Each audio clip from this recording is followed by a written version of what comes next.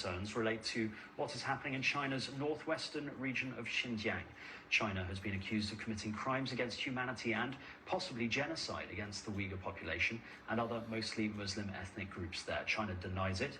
Now, President Biden has signed into law a bill that requires all companies to prove the goods imported from the region were not produced with forced labor. US firms doing business in Xinjiang, including Coca-Cola, Nike and Apple, have criticized the legislation.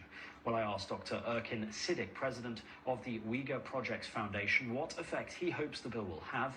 In our interview, Dr. Sidick refers to the Xinjiang region as East Turkestan. We are very happy about this bill. It means that part of the Uyghurs who are currently being employed as forced labor workers in Chinese factories in East Turkestan will be released. So we are very happy about that. So you do think it will have an immediate impact for thousands of people currently in forced labor in Xinjiang? Actually, should be much more than that. My information tells us that more than 3 million Uyghurs currently are working as the forced labor workers in East Turkestan. Uyghur Projects Foundation recently we made a list on the companies that are using Uyghurs as forced labor workers in East Turkestan. The list contains 14,000 factories with the detailed information in Chinese and English. It is available in our website, uyghurinfo.org. That means if each company employs 100 Uyghurs as slave laborers, 1.4 million Uyghurs are currently working in Chinese factories. Actual number is much more than this. And the people who are working there having a life like in a hell. The reason is the father, mother, and the children, they all separated from each other. And the mothers can only go home once a week to see their kids. So this is a horrible situation.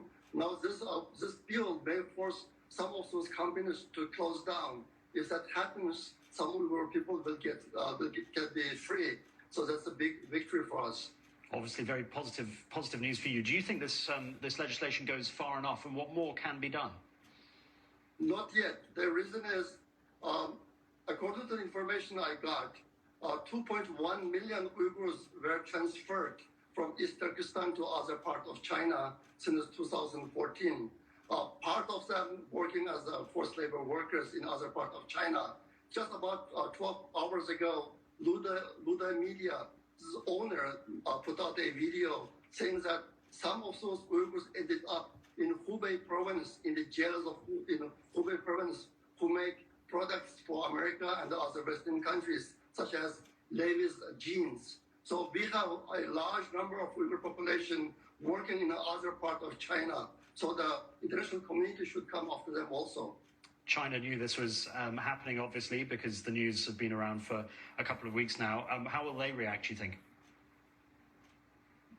China will not be happy. They're trying to hide information. One thing they are doing is they are arresting all the people who can send out information about the crimes the Chinese government is committing.